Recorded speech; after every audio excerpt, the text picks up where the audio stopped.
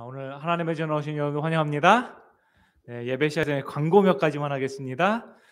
내일 일요일은요 교회 대청소 날입니다. 그래서 여러분들 교회 오셔가지고 함께 성전을 깨끗하게 하고 또 이번 대청소 기간 동안에는요 또 청년관에 대해서 저희가 보수하고 수리하는 일을 좀 하겠습니다. 그래서 특별히 남성분들 많이 참석해 주시면 감사할 것 같습니다. 또 저희가 여러분 보시는 것처럼 교회 공사 중이죠. 어떻습니까? 들어오실 때 조금 변한 게 있나요? 아직은 우리가 한참 공사 중이라 앞으로 한 2, 3주 정도 더 우리가 공사를 하게 될 텐데요. 여러분들 그 공사 자재들도 있고 하니까 출입하실 때에 조금 조심하셔가지고 다니시면 좋을 것 같습니다. 또 헌신해 주시는 장로님과 집사님들 너무나 감사합니다. 우리 함께 묵상으로 안식일 예배 시작하겠습니다.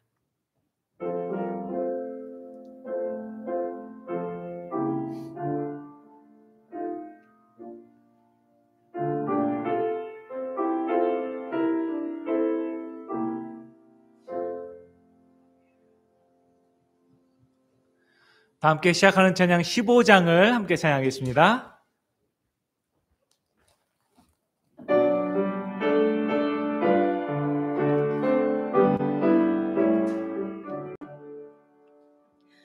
거룩 거룩 거룩 전능하신 주님, 이른 아침 찬송을 드리옵니다.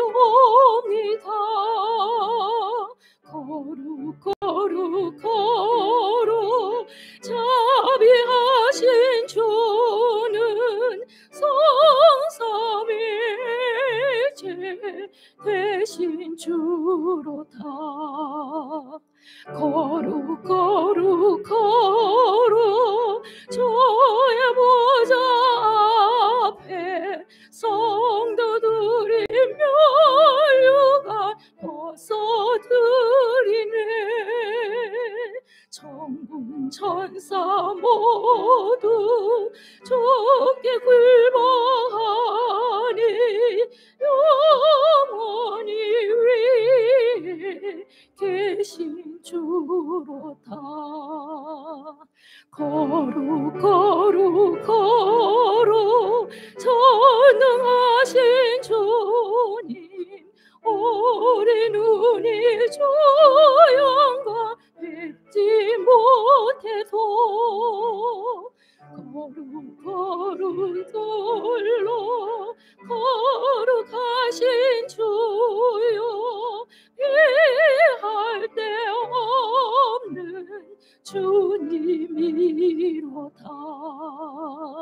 거룩 거룩 거룩 전능하신 주님, 천지 만물 다 주를 찬송합니다.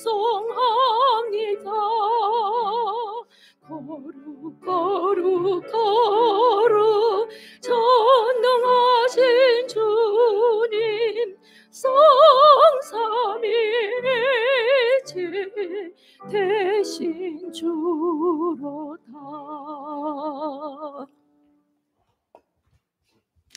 우리 함께 기도하겠습니다.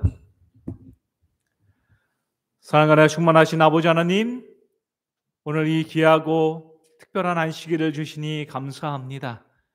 주님, 천지를 창조하시고 우리를 위해서 십자가의 구원을 펴셨습니다. 이 안식일 우리를 향한 하나님의 사랑과 은혜를 우리의 가슴마다 새기는 우리 모두가 되게 축복하여 주시옵소서. 이 시간 우리가 드리는 찬양과 기도와 감사의 주님 함께하여 주셔서 우리의 모든 생애가 하나님을 예배하는 삶, 그래서 우리의 모든 생애 가운데 하나님의 은총이 가득한 생애 되게 축복하여 주시옵소서. 아버지, 이 예배의 시종을 주님께서 인도하실 것을 믿고 감사드리오며 이 모든 말씀 예수님의 이름으로 간절히 기도드리옵나이다. 아멘.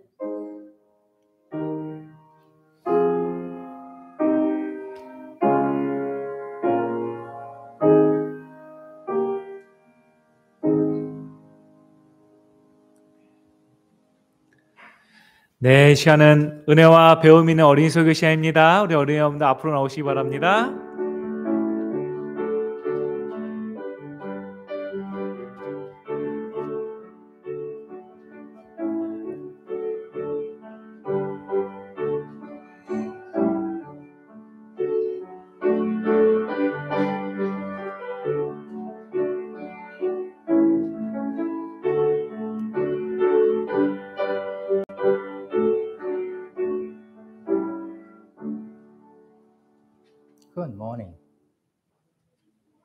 Good morning. How are you?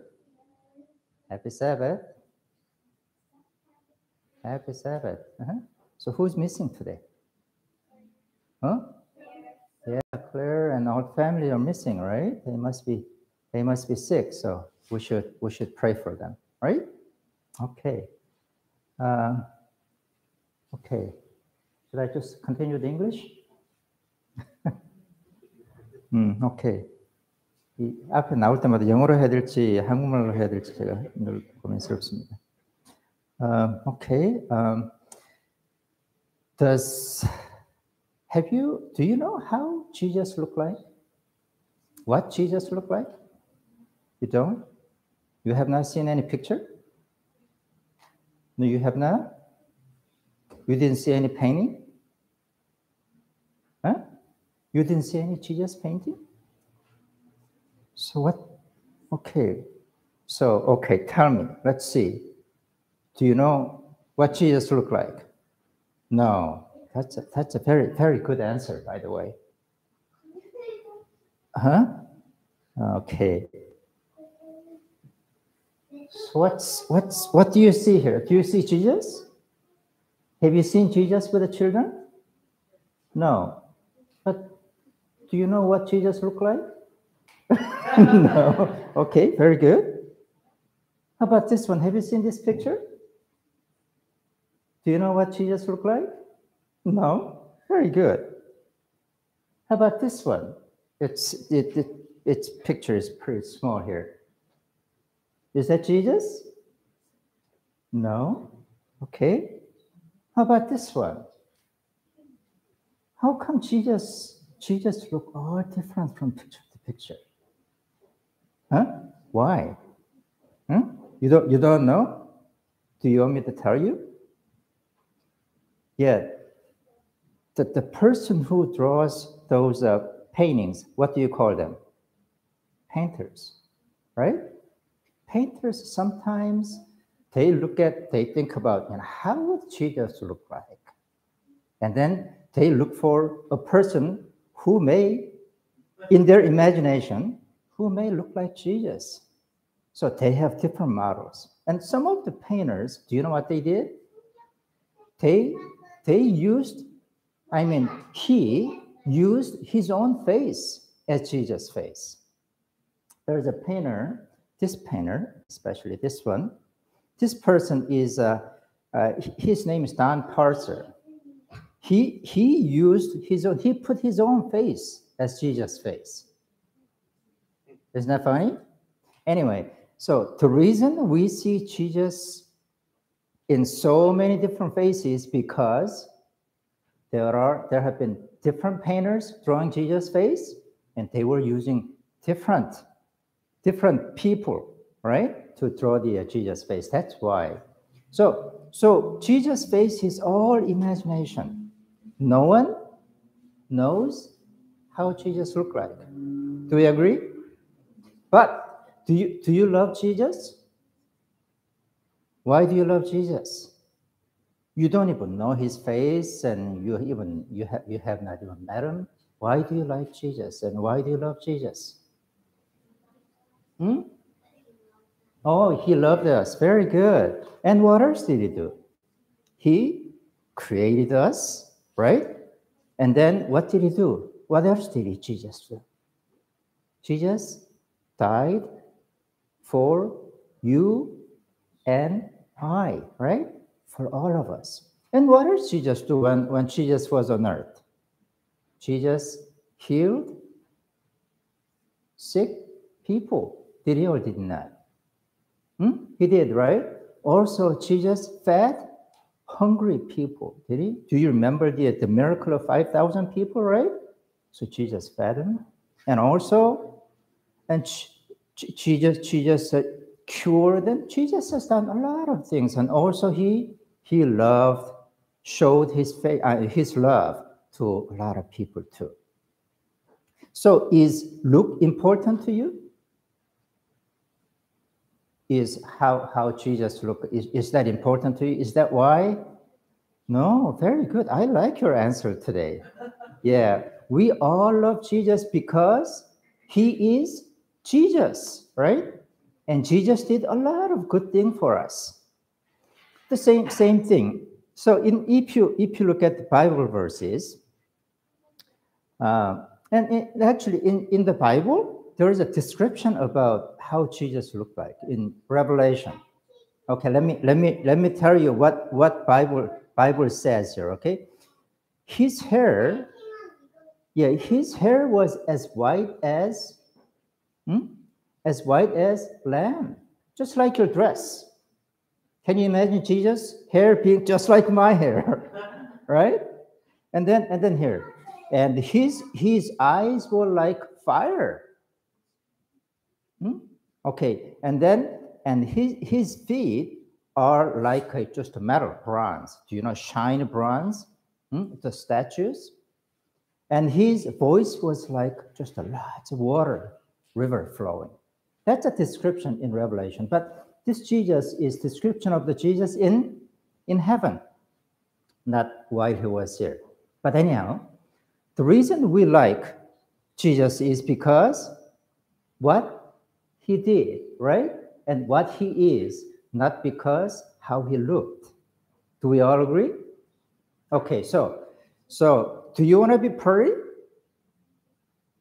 You are all pretty, and Changwon looks very handsome. But is that important? Oh, it's not important. I like you today. Very good. Those are not important. What we do and how we say, what we say and what we do, those are what's important. When you do that, the Bible says here. This is a Peter. 1 Peter chapter 8 and 9, this is what it says. Even though no one saw Jesus, but they liked Jesus and they loved Jesus. That's what it says. So do you want to be loved by people? I want to be loved by everybody in this room. Do you? Yeah. So if you want to be loved by everybody, what do you think we should do? We should be like who? You should be like? Very good. Just like Jesus. So you know all about Jesus, right? So if you want to be loved by everybody around, you want to be like Jesus. When you are like Jesus, then Jesus, one thing we know is, would Jesus' face look cruel? No. Jesus' face will be very lovely looking and kind, right? And gentle. That's how you want to look like. It doesn't matter whether your skin is black or yellow or white. It does not really matter. But when you show the kindness and love to other people, then would other people love you? Yes? Yeah. When you are kind to other people, everybody will love you and me. So I want to be kind to other church members and everybody around me. So let's repeat after me. Okay, here is again Peter, 1 Peter chapter 1, 8. It says, repeat after me. 예수를 너희가 보지 못하였으나 사랑하는도다. Just like Jesus. So when you're kind and loving, and just like everybody loves Jesus, everyone will. What will they do? If you keep on talking at the church, would people love you? Yeah, you wanna pay attention, right? So let's be a loving person, okay? All right, okay. With that, let's pray. Father in heaven, thank you for sending Jesus to us, so that we can learn how we should behave and how we should talk. Help us remember how Jesus was like, and also help us to love you, and also help us to love everyone around us. We pray in Jesus' name. Amen. Okay, you can go back. Thank you.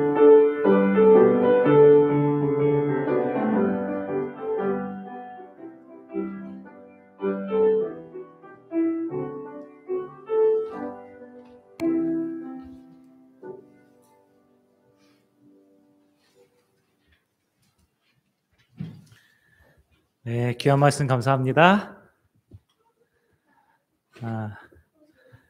정말 우리의 삶 가운데 주님을 보지 못했지만 여러분 주님 사랑하십니까? 네, 우리 주님께서 우리를 너무나 사랑하십니다. 그 주님의 은혜 가운데 나아가는 우리 모두가 되길 소망합니다. 우리가 흔히 지금 세대를 4차 산업혁명 시대라고 말합니다. 그럼 이게 뭔지는 아시겠어요? 도대체 4차 산업 얘기하는데 이게 도대체 뭘 말하는 건지 잘 모르겠죠. 아주 쉽게 설명드리면 뭐냐면 핸드폰으로 모든 걸 다 아는 시대가 왔다는 것입니다. 한 예를 들면 여러분 저희 교회에 이렇게 보시면 온도계 바꿨죠? 저희가 아주 예쁘게 바꿨죠. 이게 예전 같으면은 여기다 뭘 입력하고 하는데 그게 아니라 배경복 장로님이 집에서 우리 교인들 오늘 따뜻하게 해줘야겠다 그러면 온도를 올리셨다가 오늘 좀 춥게 해야겠다 그러면 내리시는 겁니다. 이게 가능한 거예요. 이해가 되시죠? 그래서 4차 산업혁명 시대에 세상에 많은 것들이 변할 거라고 얘기합니다. 사람들의 대화법도 많이 바뀌고 예배도 바뀌고 그래서 예전에는 꼭 교회에 와서만 예배 드려야 됐지만 이 핸드폰 하나만 있어도 전 세계 모든 곳의 설교를 다 들어요. 그러니까 저희 성도님들도 전 세계의 목사님 설교 다 들어요. 한국 목사님 설교 잘 열심히 듣고 계세요. 이런 시대가 온 것입니다. 근데 제가 이 4차 산업혁명 시대에 이런 타이틀을 가지면서 과연 이런 시대의 교회는 어느 방향으로 나아가야 되는가? 오늘 이따가 식사 후에도 잠깐 이야기 나누겠지만요. 정말로 고민을 좀 많이 하고 있습니다. 현재도요. 과연 우리가 어느 방향으로 나아가야 되고 어떤 생애를 살아야 되는가? 근데 제가 각 시대마다 변화된 시대의 세상을 한번 돌아보았더니 여러 형태로 예배의 형태라든가 교회의 모양이라든가 성도님들의 생애라든가 많이 바뀌어요. 근데 바뀌지 않는 한 가지가 있더라는 것입니다. 여러분 그것이 무엇입니까? 맞아요. 하나님의 말씀만은 바뀌지 않는다는 거예요. 세상의 모든 가치가 바뀌지만 바뀌지 않는 영원한 가치 바로 하나님의 말씀 가운데 우리가 온전히 서야겠다라는 생각을 좀 하게 되었습니다. 그래서 오늘부터 우리가 이 새로운 시대를 향한 하나님의 인도하심을 경험하고자 여호수아서를 함께 묵상해 보려고 합니다. 오늘 그 첫 번째 시간으로서 여호수아서 1장을 중심으로 모세가 죽은 후에라는 말씀으로 하나님 말씀 함께 묵상하겠습니다. 다 함께 여호수아서 1장 1절부터 2절까지 있는 말씀을 읽겠습니다. 성경 있으신 분들은 성경을 펴셔서 여호수아서를 좀 찾아주시고요. 또한 성경이 없으시는 분들은 또 화면을 보면서 함께 읽도록 하겠습니다. 제가 성경을 좀 펴시라고 이야기하는 게 뭐냐면 제가 설교로 화면이 막 지나갑니다. 그렇죠? 그래도 여러분들 확인하시고 하시는 말씀 있으시면 그 본문을 통해서 확인하시면 좋을 것 같아요. 그다음 함께 여호수아서 1장 1절부터 2절까지 있는 말씀 함께 읽도록 하겠습니다. 함께 읽겠습니다. 자, 시작. 여호와의 종 모세가 죽은 후에 여호와께서 모세의 수종자 눈의 아들 여호수아에게 말씀하여 이르시되 내 종 모세가 죽었으니 이제 너는 이 모든 백성과 더불어 일어나 이 요단을 건너 내가 그들 곧 이스라엘 자손에게 주는 그 땅으로 가라. 하나님께서 지금 새 시대를 여십니다. 근데 이 새 시대를 여는 핵심의 첫 번째 단추가 뭐냐면 모세가 죽는 것이었습니다. 이스라엘 백성들을 광야 가운데로 인도하고 그들의 매 생애마다 그들을 위해서 기도하고 중보했던 모세가 하나님의 말씀대로 죽게 됩니다. 모세라는 큰 지도자를 잃은 이스라엘 백성들에게 하나님께서는 새로운 사명을 부여하시죠. 근데 제가 이 부분에 대해서 여러 책을 찾아보다가요, 이 부조와 선지자에 나오는 그 글에 너무 감명을 받았습니다. 이 부자선자 481페이지에는 이렇게 말하고 있습니다. 비록 모세는 죽었으나 그의 가마는 죽지 않았다. 벌써부터 은혜가 찾아오죠. 모세는 죽었지만 그의 가마는 여전히 남아있는 것입니다. 그 가마는 살아서 그의 백성의 마음속에 계속 소생되어야 하였다. 그의 거룩하고 무화적인 생애의 추억은 그들 중에 오랫동안 간직되어 있어서 고유한 설복력을 가지고 그가 살아있을 때에 그의 말을 경멸하던 자들의 생애까지 변화시킬 것이었다. 모세는 죽었지만 그의 생애 가운데 있었던 생애의 영향력, 그 가마는 아직도 이스라엘 백성들 가운데 남아있는 것입니다. 여러분, 이 말씀을 읽으시면서 도전받지 않습니까? 우리가 이 땅에 살아가면서 그 사람 참 잘 죽었어 라고 그러면 안 되겠잖아요. 그렇죠? 정말로 그 사람의 생애를 곱씹어보고 곱씹어보면서 그가 남겨놓은 선한 영향력, 그의 생애 가운데 보여주었던 놀라운 하나님의 은혜를 곱씹어보는 것입니다. 근데 그 다음 표현이 아주 시적이에요. 이렇게 표현합니다. 해가 서산으로 넘어간 후에도 그 빛이 오랫동안 산봉우리를 비추는 것처럼 순결하고 선량한 사람들의 사업은 그들이 세상을 떠난 오랜 후에도 그 빛을 세상에 비춘다. 그러니까 태양이 저 산을 넘어가서 해가 지는데도 불구하고 하늘은 여전히 무슨 색이에요? 붉은색으로 물들어 있다는 것입니다. 그와 같이 하나님의 사업에 순결하고 선량한 목적을 가지고 헌신한 사람들의 생애는 그가 죽고 난 이후에도 붉은 노을처럼 교회 가운데 남아있다는 것이죠. 그리고 계속해서 말합니다. 그들의 사업, 그들의 말, 그들의 모범은 길이 남을 것이다. 의인은 영원히 기념하게 되리로다. 제가 이 말씀을 읽으면서 도전을 받습니다. 내 생애가 이런 생애가 되어야 될 텐데, 제가 디트로이트 교회에서 목회하고 나서 어딘가를 가게 되면 그 아름다운 선한 영향력이 남아서 우리 성도님들이 곱씹어보면서 그래, 그때 목사님 우리한테 이렇게 해줬지, 이런 말씀을 하셨지라는 그런 영향을 내가 남길 수 있을까? 우리 장로님들도 도전받지 않습니까? 내가 있던 그 자리에 하나님의 아름다움을 남길 수 있는 그 도전을 받지 않습니까? 우리 집사님들도 도전받지 않습니까?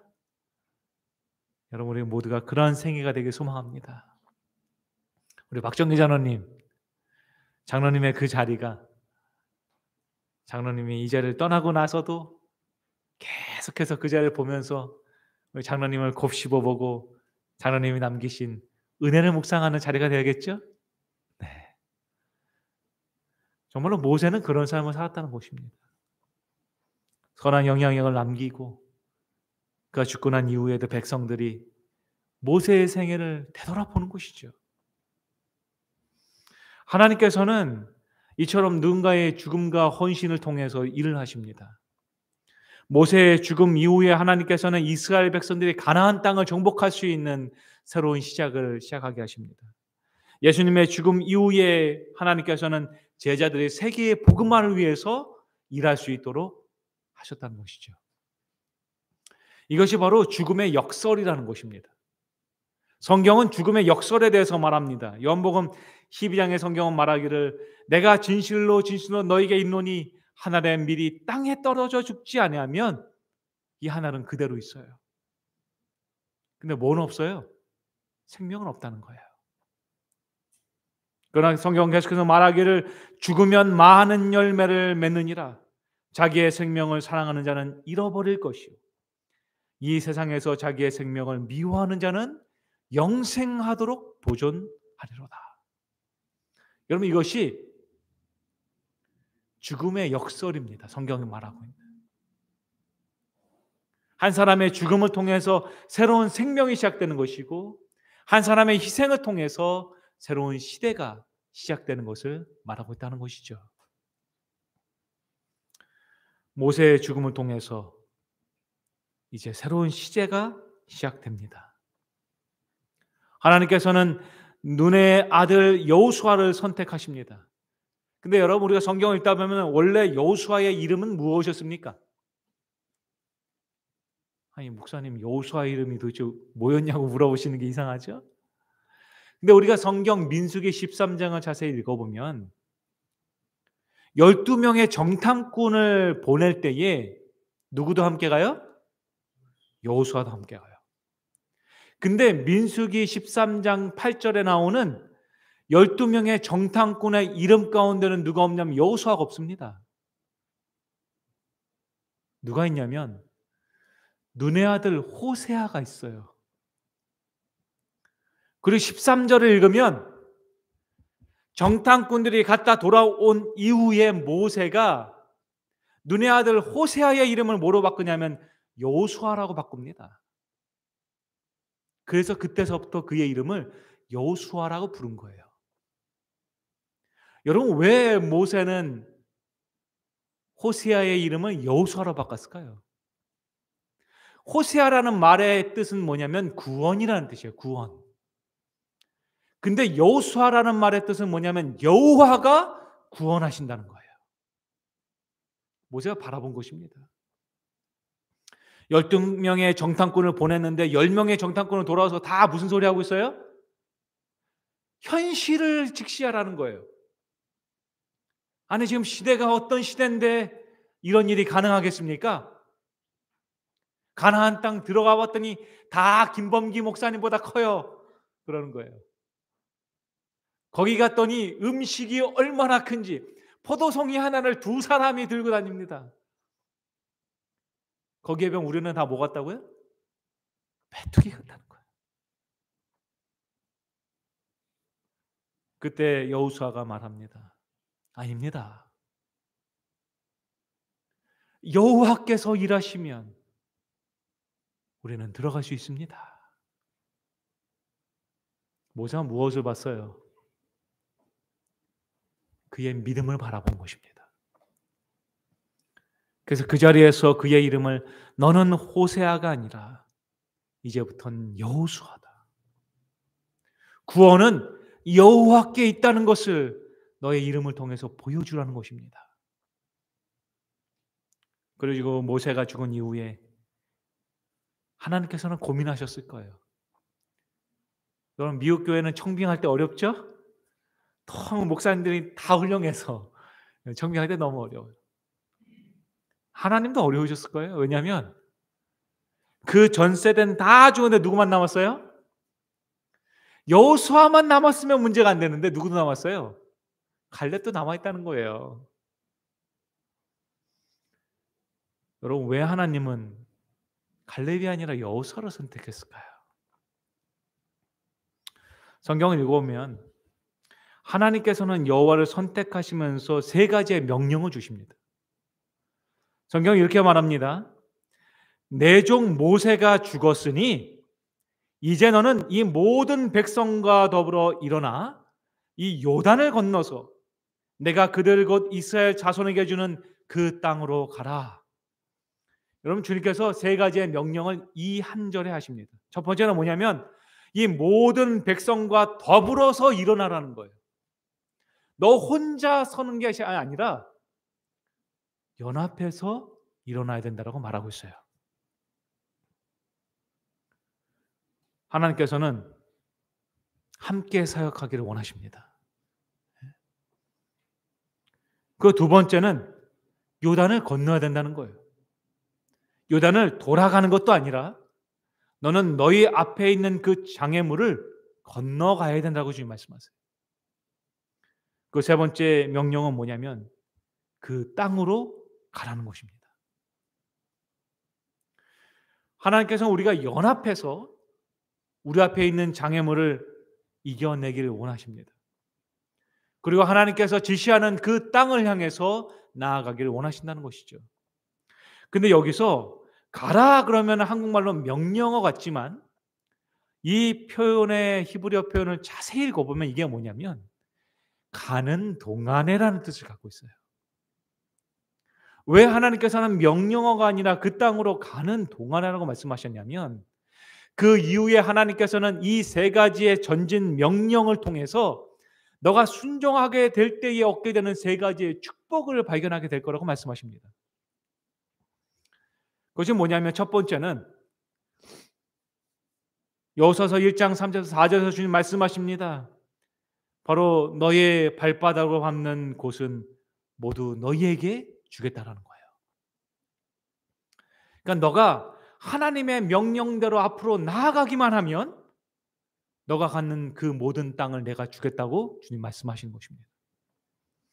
그리고 두 번째, 주님께서는 약속하십니다. 내가 모세와 함께 있었던 것 같이 너와 함께 있을 것이다. 동행의 명령을 주는 것이죠. 그리고 세 번째는 너는 내가 그들의 조상에게 맹세하여 그들에게 주리라 한 땅을 이 백성에게 차지하게 하리라. 무슨 말이냐면 너가 그 땅을 얻을 거야. 너가 부자가 될 거야가 아니라 너가 하나님의 명령대로 나아가면 너를 통해서 너의 백성이 축복받는다고 주님 말씀하시는 것입니다. 여러분, 이 세 가지의 축복을 우리 모두가 받게 되길 소망합니다. 우리 하나님의 명령대로 앞으로 나아갈 때 우리가 밟는 그 모든 곳을 주님 주실 것입니다. 우리가 그 길을 따라 나아갈 때 그 길에 동행하시는 주님을 발견하게 될 것입니다. 그리고 우리가 그 일을 하게 될 때에 우리를 통해서 일하시는 놀라운 하나님의 은혜를 내가 아니라 내 주변의 사람이 발견하게 된다는 거예요. 요즘에 우리 김창현 목사님 사명이 있습니다. 그렇죠? 우리 영어덜트 그룹들을 위한 정말로 헌신을 하고 있어요. 기도를 하고 있고 노력하고 있습니다.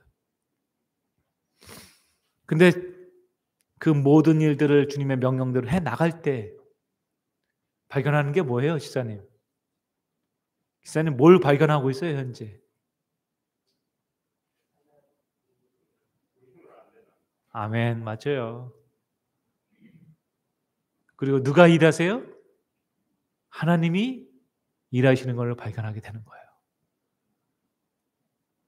여러분, 이것이 하나님의 목적이에요. 하나님께서는 가나안 땅을 얻는 것이 목적이 아니라 가나안 땅을 향해서 나아가는 이스라엘 백성들이 그 여정 가운데 하나님을 발견하는 것이 목적이라는 거예요. 맞습니까? 하나님께서는 우리가 신앙생활하면서 교회 생활하면서 하나님의 말씀을 전하기를 원하십니다. 그것을 통해서 교회가 부흥하는 것도 하나님의 목적이지만 그 너머로 하나님께서 갖고 계신 뜻은 뭐예요? 우리가 주님을 발견하는 거예요. 하나님이 일하시는 것을 발견하는 거예요. 하나님의 축복을 발견하는 것입니다. 하나님께서는 이 세 가지의 언약을 주시는데 이 세 가지의 언약은 하나의 약속과 함께 연결되어 있습니다. 계속해서 여호수아서 1장 7절부터 8절은 우리에게 이렇게 말합니다. 우리 함께 읽어볼까요? 화면 보시면서 오직 강하고 읽겠습니다. 시작. 오직 강하고 극히 담대하여 나의 종 모세가 내게 명한 그 율법을 다 지켜 행하고 우로나 좌로나 치우치지 말라. 그리하면 어디로 가든지 형통하리니 이 율법책을 내 입에서 떠나지 말게 하며 주야로 그것을 묵상하여 그 안에 기록된 대로 다 지켜 행하라. 그리하면 내 길이 평탄하게 될 것이며 내가 형통하리라. 아멘. 하나님은 세 가지의 하나님의 약속을 주시면서 그 세 가지의 언약을 하나의 약속과 함께 연결시키십니다. 그것은 뭐냐면 여기 말하고 있습니다. 그리하면 형통하리라. 그리하면 형통하리라. 근데 뭘 하는 거예요? 바로 하나님의 율법을 지키라는 거예요. 하나님의 말씀 위에 너의 모든 기초를 세우라는 것입니다. 근데 여기 보시면 7절과 8절에서 하나님께서 반복해서 얘기하시는 내용이 좀 달라져요. 그렇죠? 원래는 하나님이 7절만 얘기하려고 그랬는데 더 자세하게 설명하는 것입니다. 오해할까 봐. 7절은 뭐라고 말해요? 그 율법을 다 지켜서 행하라고 말합니다. 우로나 좌로나 치우치지 말라고 얘기해요. 그랬더니 사람들이 어떤 생각을 해요? 하나님의 율법을 다 지켜 행하는 것은 도대체 뭘 말하는 겁니까? 그래서 하나님께서 한 번 더 말씀하십니다. 하나님의 율법을 지키는 것은 무엇이냐? 첫 번째, 그 율법책을 내 입에서 떠나지 말게 하는 것입니다. 여러분, 어떻게 하면 율법책이 떠나지 않습니까? 하나님의 말씀을 소리내어서 읽으라는 거예요. 너의 가정에 세상의 말들로 채우지 말고 너의 가정을 하나님의 말씀으로 채우라는 거예요. 그러고 나서 여기 말합니다. 주야로 그것을 묵상하라는 것입니다. 자녀들과 함께 아무리 바빠도 아침 예배 드리고 저녁에 잠자기 전에 아이들을 모아서 말씀을 읽으라고 명령하시는 거예요. 그리고 주님 말씀하시길 그 안에서 너가 발견한 그 말씀을 삶 속에서 실천하라는 것입니다. 이렇게 하면 하나님께서 어떻게 하시겠다고 약속하세요? 너의 길을 평탄하게 하며 뭐 하겠다 하시게요? 형통하리라. 여러분, 형통이란 무엇입니까? 우리가 세상의 성공은 잘 알고 있어요. 세상의 성공은 무엇입니까? 우리의 자녀가 잘 되는 거예요. 그렇죠? 좋은 대학 가고 좋은 남편 만나고 좋은 가정 꾸리는 거예요. 나의 사업이 잘 되는 것입니다. 내가 재정적으로 부를 누리는 거예요. 그리고 내가 건강한 것입니다. 근데 여기서 말하고 있는 형통이란 그것입니까? 여기서 형통하다라는 이 단어가요, 이 시칼이라는 단어가 있어요. 시칼. 근데 이 단어의 뜻이 뭐냐면 지혜롭게 되다라는 뜻이에요. 이 말은 뭐냐면 내가 하나님의 말씀을 지켜 행하게 되면 내가 아니라 하나님께서 인도하시는 그 삶을 발견하게 된다는 것입니다. 그것이 성경에 말하고 있는 형통이라는 거예요. 이 부조화 선지자는 이렇게 말하고 있어요. 하나님의 모든 약속은 믿음과 순종을 조건으로 주어져 있으며 하나님의 명령에 순종하지 않으면 우리에게는 성경에 제시된 수많은 약속이 성취되지 않을 것이다. 내 삶 가운데 하나님의 그런 약속들이 성취되고 축복이 성취되는 조건이 뭐예요? 믿음과 순종이라는 거예요. 그래서 나의 삶 속에 내가 원하는 삶이 아니라 누가 원하는 삶을 사는 거예요? 주님이 원하는 삶을 사는 거예요. 그래서 예수님이 말씀하십니다. 마태복음 26장 39절에서 말씀하시기를 아버지여 나의 원대로 마옵시고 누구의 원대로 되는 거예요? 아버지의 원대로 되는 거예요. 여러분, 이것이 바로 성서적인 형통입니다. 이것에 대해서 명확하게 얘기한 분이 있어요. 로리 베스 존스 목사님의 주식회사 예수라는 책에 보면 여기 말하기를 예수님의 성공에 대한 정의는 바로 하나님의 뜻대로 하시는 것이었다. 누구의 뜻대로 되는 거예요? 하나님의 뜻대로 되는 것입니다. 하나님께서는 너희가 이 율법에 있는 모든 말씀을 지켜 행하면 너희의 삶을 형통하게 하시겠다라고 말씀하십니다. 근데 그 형통이란 무엇이냐? 너희가 더 넓은 땅 차지하는 거 아니에요. 너희가 그 땅에서 오래오래 사는 거 아니에요. 너희 자녀들이 그 땅에서 부자 되는 거 아니에요. 뭐냐면 그 땅에 계신 주님을 발견하는 거예요. 그리고 나의 뜻이 하나님의 뜻과 하나가 되어서 지혜로우신 주님이 내 삶 속에 드러나는 것입니다. 여러분, 왜 나의 뜻이 아니라 하나님의 뜻이 이루어져야 됩니까? 여기에는요, 전적인 신뢰가 포함되어 있는 거예요. 왜냐하면 요한 3서 1장 2절에서 이렇게 말합니다. 우리 함께 읽어볼까요? 사랑하는 자여, 함께 읽겠습니다. 자, 시작. 사랑하는 자여, 내 영혼이 잘됨 같이 내가 범사에 잘되고 강건하기를 내가 간구하노라. 우리의 잘됨을 누가 가장 원하십니까? 누가 가장 원하세요? 우리 하나님이 너무 원하신다는 거예요. 그 하나님께서 우리를 사랑하시는데 그 하나님을 너희가 신뢰하고 나아가면 하나님의 뜻을 통해서 너희가 참된 형통을 경험한다는 것입니다. 우리 서희 선사님 요즘에 바쁘죠? 아니 집사님 결혼하는 것도 아닌데 뭐가 그렇게 바빠요? 근데 집사님 기쁘죠? 네. 왜 그렇습니까? 나의 자녀의 잘됨이 곧 누구의 잘됨이에요? 나의 잘됨이에요. 네. 우리 최성 집사님 9월이면 또 멀리 갔다 오셔야 되는데 그 먼 길을 뭐하러 가세요? 왜 가세요? 자녀의 잘됨이 집사님의 기쁨이니까 가시는 거예요. 여러분, 우리 하나님의 사랑이 그렇다는 것입니다. 하나님은 누구보다 우리가 잘 되기를 원하십니다. 그리고 우리가 보지 못하는 그 넓은 것들을 하나님은 다 보고 계세요.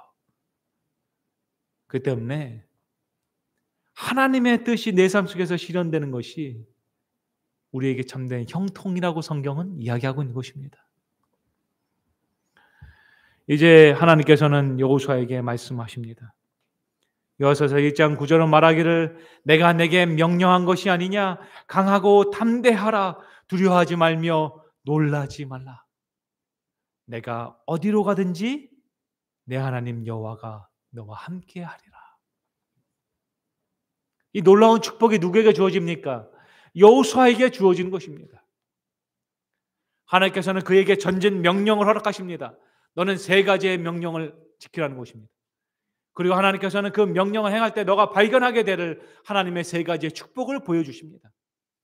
그리고 너가 이 3가지의 모든 것들을 하게 돼 얻게 되는 것은 뭐냐? 너가 하나님의 말씀대로 사는 것. 그럼 이 모든 것을 주겠다고 말씀하세요. 그리고 주님께서는 그 여호수아에게 너가 어디로 가든지 내가 함께 할 거니까 두려워하지 말라고 말씀하십니다. 여러분, 이 성경절 이후에 하나님께서 왜 여호수아를 선택하셨는지가 나와요. 계속해서 여호수아서 1장 10절부터 11절은 이렇게 말합니다. 이에 여호수아가 그 백성의 관리들에게 명령하여 이르되 진중에 두루다니며 그 백성에게 명령하여 이르기를 양식을 준비하라. 근데 양식을 며칠 동안 준비하라 그래요? 사흘 동안 준비하라는 거예요. 여러분, 사흘이면 며칠입니까? 3일이죠? 예. 제가 이거 청년들한테 얘기하면 청년들은 4일 아니에요 그래요. 잘 몰라서. 4일은 나흘이죠. 그렇죠? 여호수아가 하나님의 명령을 받은 이후에 그가 요단강을 가기까지 며칠밖에 소요되지 않았어요? 3일밖에 소요하지 않았어요. 첫째 날은 하나님의 명령을 받은 날입니다. 그리고 그 즉시 사람들한테 가서 우리는 전진할 거라고 얘기해요. 그 둘째 날은 그들이 양식을 준비하게 됩니다. 그리고 셋째 날은 뭐예요? 전진이에요. 이것이 바로 하나님께서 여호수아를 선택하신 목적입니다. 여러분, 모세와 여호수아를 한번 비교해 보세요. 하나님께서 모세를 선택하십니다. 그에게 떨기나무 가운데서 이야기하시면서 내 백성을 구원해내라고 얘기하십니다. 근데 모세가 어떻게 합니까? 하나님, 저는 말이 둔합니다. 하나님, 저는 이것이 부족합니다. 모세는 뭐 하는 사람이었냐면 계속해서 이스라엘 백성들을 이끌어내면서 확인하는 사람이었어요. 이게 맞나? 틀린가? 그것이 모세를 선택하신 이유였어요. 이집트에서 백성들을 이끌어낼 때에 그는 조심스럽게 앞에 있는 것들을 준비하면서 나아가는 사람이었던 것입니다. 근데 하나님께서는 새로운 시대에 새로운 리더십이 필요하셨어요.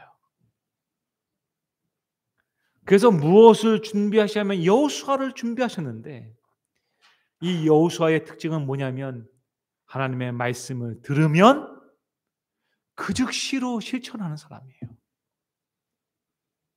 믿음의 실천력이 있었던 것입니다. 새로운 시대에 하나님께서는 이러한 사람이 필요하셨던 거예요. 여호수아는 사흘 동안의 음식을 준비하게 합니다. 그리고 백성들을 준비시켜서 말씀대로 나아가는 역할을 하는 것입니다.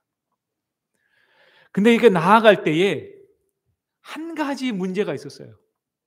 그게 뭐냐면 여호수아 1장 12절부터 13절을 보면 성경은 이렇게 말합니다. 여호수아가 또 르우벤 지파와 갓 지파와 므낫세 반 지파에게 말하여 이르되 여호와의 종 모세가 너희에게 명령하여 이르기를 너희 하나님 여호와께서 너희에게 안식을 주시며 이 땅을 너희에게 주리라 하였나니 너희는 그 말을 기억하느냐? 무슨 말입니까, 여러분? 이것만 읽으면 이 말씀이 무슨 말인지 기억이 잘 이해가 안 돼요. 그렇죠? 왜 여호수아가 출발하기에 앞서서 르우벤 지파와 갓 지파와 므낫세 반 지파를 선택했는가? 그리고 불러서 왜 모세 이야기를 했는가? 여러분, 우리가 민수기에서 32장을 읽어보면요, 모세가 이스라엘 백성들을 이끌고 어디까지 오냐면 요단강 건너기 전에 있는 그 동편까지 이르러 옵니다. 근데 이르러 왔더니 갓 지파와 르우벤 지파 자녀들이 모세한테 찾아오는 것입니다. 그래 와서 뭐라 그러냐면 우리는 이 땅으로 충분합니다. 우리는 요단강 궁금하지 않습니다. 가나안 건너편 안 가도 되니 그냥 이 땅에 정착하게 해주세요. 그러는 거예요. 여러분, 함께 일해도 시원찮은데 교회를 두 쪽 내자고 말하는 것입니다. 화가 나요, 안 나요? 우리 김영호 장님 화가 나요, 안 나요? 화가 나죠. 네. 그래서 모세가 뭐라 그러냐면 너희가 건너가야 된다고 얘기해요. 가나안 땅까지 가는 게 목적이지 중간에 너네만 빠지는 거 안 된다고 얘기해요. 다시금 두 지파들이 와서 말합니다. 우리는 건너가지 않아도 됩니다. 이 땅으로 충분합니다. 이 지도자의 고뇌가 그때 오는 것입니다. 그때 하나님께서 말씀하세요. 그들을 거기 두라는 거예요. 그리고 그들과 약속하라는 거예요. 뭐냐면 가나안 땅 정복 사업을 할 때 너희가 동참하기로 약속하라는 것입니다. 현대 사회의 특징이 있어요. 예전에는 공장에서 물건을 만들잖아요.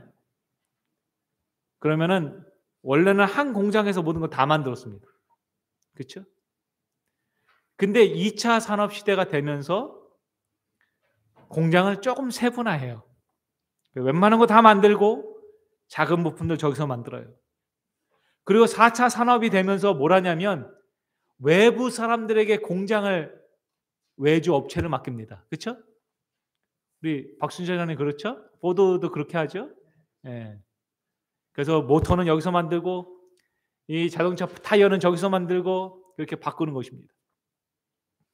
근데 이것이 4차 산업혁명 시대로 찾아오면서 어떻게 바뀌냐면 콜라보레이티브 미니스로 바뀌어요. 뭐냐면 협업하는 것입니다.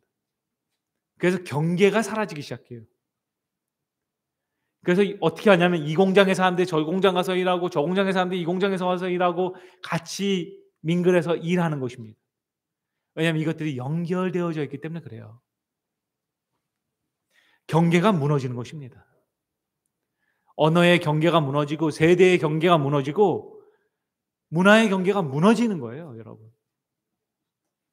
하나님께서는요, 협업하기를 원하시는 거예요. 르우벤 지파와 갓 지파, 므낫세 반 지파 등 그곳에 있지만 가나안 땅 정복 사업에는 모두가 마음을 열고 하나가 되어서 협업하기를 원하시는 거예요. 왜냐하면 하나님의 복음을 전하는 것이 그들에게 목적이기 때문에 그런 것입니다.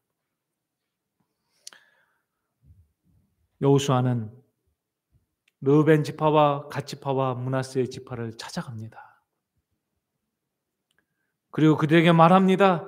너희가 이 땅에 안식할 때에 모세와 한 말을 기억하느냐고. 우리는 가나안 땅을 향해서 나아갈 것인데 동참해야 된다라고 이야기하고 있어요. 내일이 아니기 때문에 안 하겠다고 말하면 어떡할까 고민하겠죠? 근데 그들이 뭐라고 말하냐면 여호수아 1장 17절에서 이렇게 말합니다. 우리는 범사에 모세에게 순종한 것 같이 당신에게 순종하려니와 오직 당신의 하나님 여호와께서 모세와 함께 하신던 것 같이 당신과 함께 계시기를 원하나이다. 무슨 말이에요?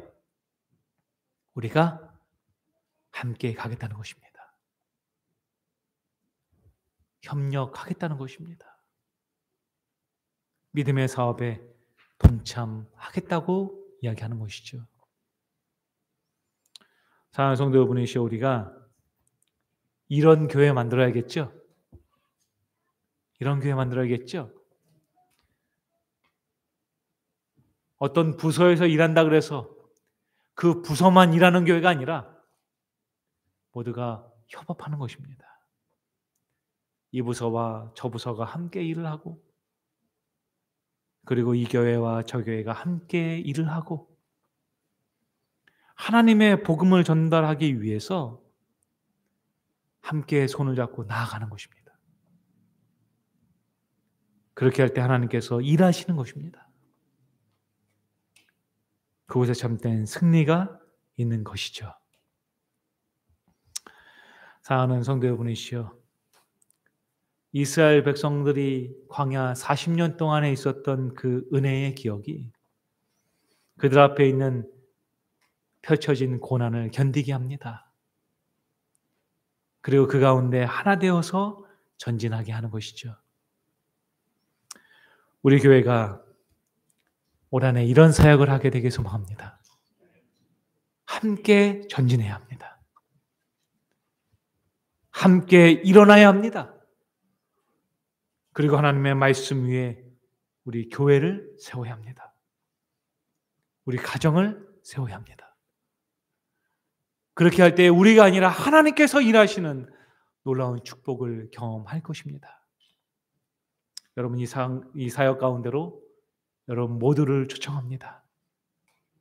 우리가 모두 협력했을 때 우리에게 주시는 넘치는 하나님의 축복을 발견하는 저와 여러분들에게 소망하며 오늘 말씀을 마치겠습니다.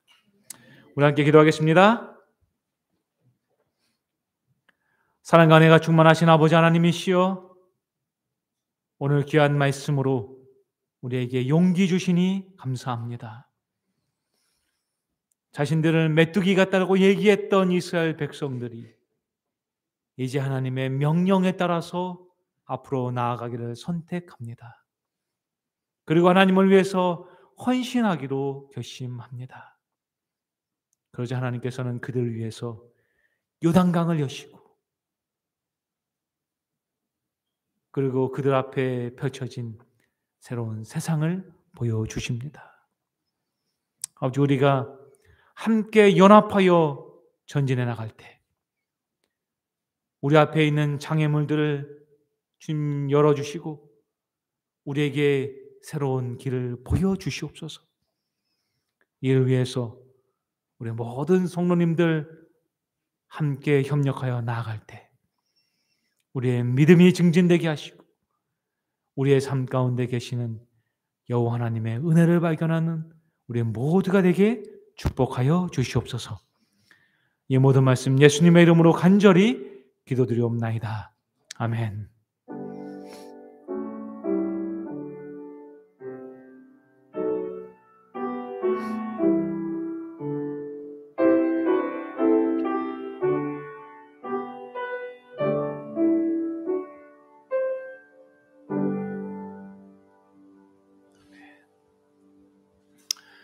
한 가지 광고가 있습니다. 오늘 예배 후에 여러분들 바로 주차장으로 가셔서 거기서 우리 아프가니스탄에 우리 보내는 거기로 보내는 게 아니라 난민들을 위해서 저희가 그 물건을 보냈는데요. 그래서 그걸 위해서 함께 좀 기도하고 또 사진 촬영도 하고 다시금 교회로 돌아오셔서 식사하시겠습니다. 그래서 여러분 인사 마치시면서 바로 주차장으로 가셔서 거기에서 함께 우리 물품이 또 잘 전달되기를 위해서 함께 또 기도하겠습니다. 감사합니다.